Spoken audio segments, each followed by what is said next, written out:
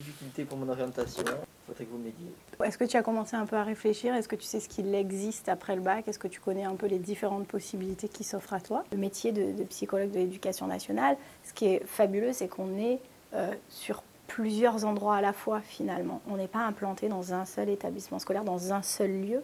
Donc on est avec différentes équipes éducatives, différents niveaux. On peut être en collège et en lycée et au CIO. Donc finalement c'est vraiment une richesse assez intéressante, ce qui fait qu'on ne s'ennuie pas. La routine, je trouve qu'on l'a difficilement dans ce métier. Le psychologue de l'éducation nationale, en fait, ses missions principales, c'est vraiment d'accompagner les élèves au quotidien dans leur réflexion sur leurs projets d'orientation, leurs projets futurs, projets professionnels, personnels, développement aussi. On est une équipe de psychologues de l'éducation nationale pour aider les élèves à construire un projet de parcours à venir, c'est-à-dire travailler à la fois sur l'orientation, la construction de la recherche en orientation et parallèlement à ça, tout l'aspect psycho-éducatif qui vient se greffer sur ce type d'évolution avec l'élève. Donc ça, c'est un travail qu'on fait bien évidemment avec toutes les équipes au sein de l'établissement. On a des ressources au niveau de l'éducation nationale, que ce soit sur des sites internet comme Eduscol, l'ONICEP, qui sont très riches.